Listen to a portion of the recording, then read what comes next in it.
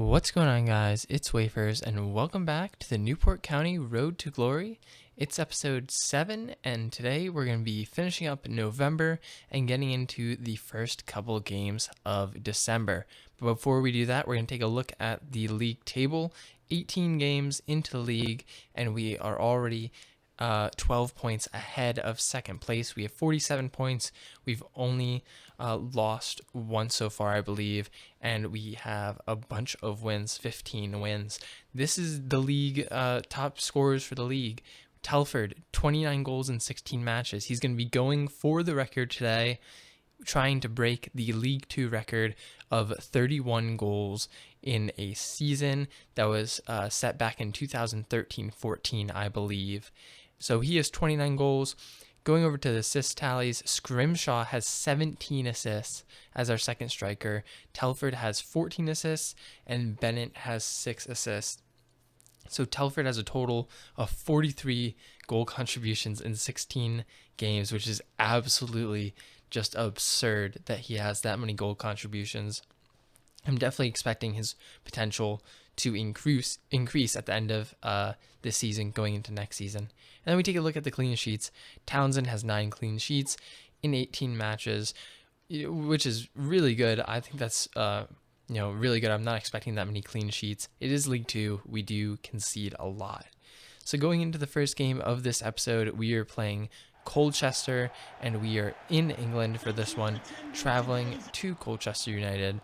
They're going to start it off pretty early here, just dribbling around in the midfield, and then we pick it off. Scrimshaw puts it through to Telford. Telford's going to use the pace, gets away from the defender, and hits it across goal. And that is going to be his 30th goal of the season as he celebrates with the rest of the team, with Scrimshaw, who provides another assist. You see right here as he's celebrating 30 goals, a milestone in League 2. Only 19 games into the season, and he hasn't even played in all of them. But Colchester would come back. Lewis gets in the tackle right there. Senior is able to keep the ball, and he is able to put it in the back of the net. That one sort of bugged me just because I felt that Lewis got that. Unfortunately, the bounce went back to Senior, and Colchester would draw level. But only a couple minutes later, 40 minutes into the first half, Telford returns the favor to Scrimshaw, puts him through, and he finishes it into the bottom right left corner in order to restore our 1-goal advantage. We go up 2-1 on Colchester into the halftime break. We're jumping all the way to the 65th minute where I bring on 3 substitutions, and that would include Risky coming out at CDM, and also Lee Moss would come on at striker, and he gets involved here. 7 minutes on the pitch, he gets a through ball and puts it in the bottom right corner near post, beats the keeper, comes in off the bench, and gets another goal, which, he's on a pretty good streak. He's only been up for a couple games so far, but he's already bagged a couple goals, and he looks to be a pretty decent player. He's grown overall. He's gone up from 51 to 52 in that short period of time, and once again, he's involved here. Takes the ball out wide, a nice little dink. Telford chests it down and blasts it near post to put us up 4-1 on Colchester, and that one ties the record, 31 goals in League 2 for the season. He is now going to try to break the record and see how far up he can get it. So that would end that one right there. Newport County 4, Colchester 1, and we pick up another win in the league. Now we're heading back to the Rodney Parade for this one against Leyton Orient. They're a decent side in the league, and this is going to be the game where Telford's trying to break that record. In the 10th minute, we work our way forward. Scrimshaw puts through Telford. He holds off the defender. Right foot finesse shot around the keeper, and that is your record breaker right there. 32 goals on the season so far through 20 games. He breaks the season record in League 2. Take another look at it. He holds off the defender and just slots it around the keeper. He now holds the record for League 2 goals in a season with 32. Every goal after this is a new record in the league. An incredible achievement, breaking the record so early. I wasn't coming into this thinking we were going to break the record at all, but we ended up breaking it a little less than halfway through the season, which is incredible. But Leyton Orient wouldn't give up. They would pull one back just before halftime, and we would come back just after halftime. Telford doesn't want to let Leyton Orient spoil his party. He's going through again, smashes one into the bottom right corner, and adds to his tally. Doesn't want to let them, as I said, spoil his party. This is his day at the Rodney Parade. We're at home, and he wants to pick up the win as well as the record. Leyton Orient would come back again, though. In the 57th minute, they come forward. A nice through ball. Demetriou gets beat, and Johnson with the little chip over Townsend. The cheeky chip over Townsend gets the equalizer. But we respond again. A couple minutes later, we come forward. Telford gets put through again. He's going to heel the heel, puts it forward, stops, and then left-footed finesse shot this time to finish this one off and give us a 3-2 lead. He picks up a hat trick in that, and we end up winning that game over Leyton Orient 3-2. The hat trick to seal off the record-breaking performance. We're going to go into another game in League 2, this one against Exeter City. We're off to England once again. And in the 15th minute, we start out coming forward. Labadie into Telford. Telford's going to bring it forward, lay it off to Bennett. Bennett finds a streaking Shepherd down the right-hand side, and he is going to pass it back into Bennett, who stops the ball, looks for the cutback. It sort of gets a touch from the defender on that and goes away from Telford. He's able to be the first one to get the ball, though, and he hits it into the corner. It's a little bit of a janky goal there, but we'll take it. We're looking to rack up as many wins as possible in the first half of the season. 70 minutes into the game, we would bring on our subs. Once again, Lee Moss comes on, and once again, Lee Moss would go through on goal. This guy is just a great super sub for us. Bangs in another one and adds to his tally, doubles our lead against Exeter, who played really well in this game. They were really tough. We didn't have that many chances, and Lee Moss came on and was able to seal the deal. 2-0 Newport County over Exeter City in that game. After that, it would be the 1st of December. So we're going in to look at our youth scout reports, and our English scout, our one-star scout, finds Ibrahim Marsh, worth £1.7 million. We sign him up immediately. I was stunned that our English scout, who's one-star, found a player of that quality. I was not expecting that at all.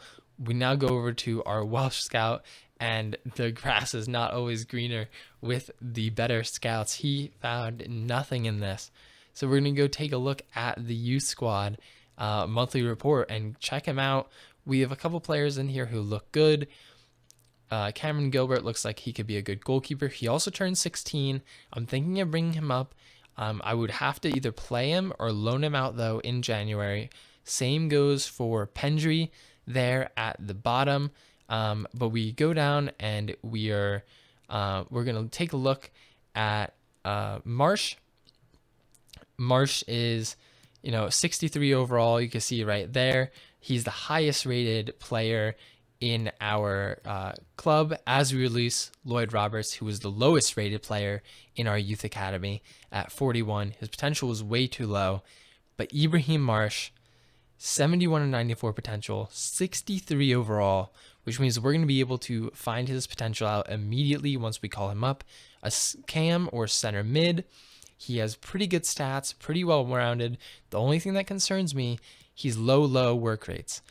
He's also 5'6", so he's not going to be a big physical presence at all. He's pretty small.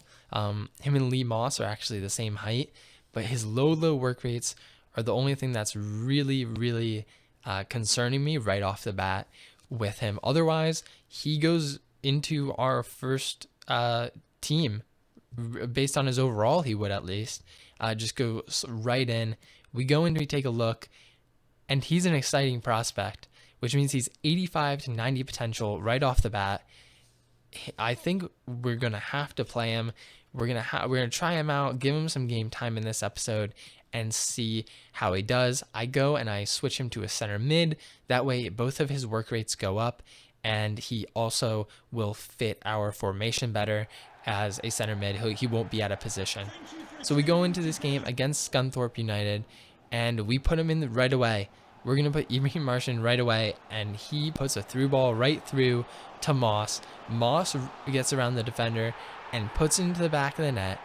That means Marsh to Moss, his first assist in his first game with Newport County, and this kid already looks like he is going to be one for the future.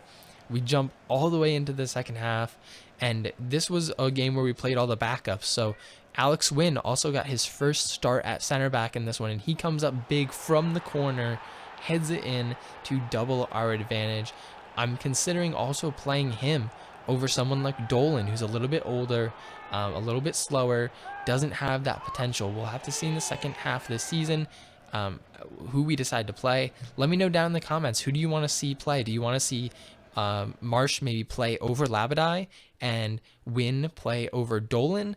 Or would you rather us stick with some of the older, more experienced players and just bring these guys on as subs? Also, would you like to see Moss instead of Scrimshaw in the second half of the season?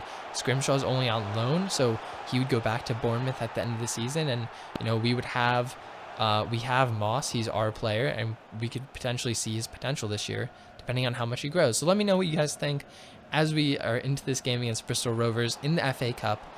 The second round, we go down 1-0 in the first half, but we come back. Telford comes back in the second half, 68th minute, and we are able to equalize. The board wants us to get to the round of 16 in this competition, which I think is completely absurd. We come up against a League One side in the second round, and Bristol Rovers were really good in this one. They were, I mean, if you take a look at this passing, they were sort of just like tearing me apart, had me running in circles. I could barely get the ball off them at some points. But the finish there, again, disappointed in Demetriou. I expect him to get a toe in there, make the tackle. Unfortunately, he does not, and we go down 2-1 to Bristol Rovers. We are out of the FA Cup. So at the end of this episode, we are one game away from being halfway through the season, and we have 59 points, 16 points ahead of Cheltenham Town. As we go down the table, you can see what the table is looking like. We have some games against the bottom end of the table still left, so we should be able to get some easy points and really extend our lead, make it so that we are uncatchable. But that is going to be the end of this episode. If you guys did enjoy it, make sure to drop a like. Let me know what you think to the questions I asked down below in the comments. And if you're new, make sure to subscribe. I will be back with a new episode of the Newport County Road to Glory Career Mode tomorrow. I'll see you guys then.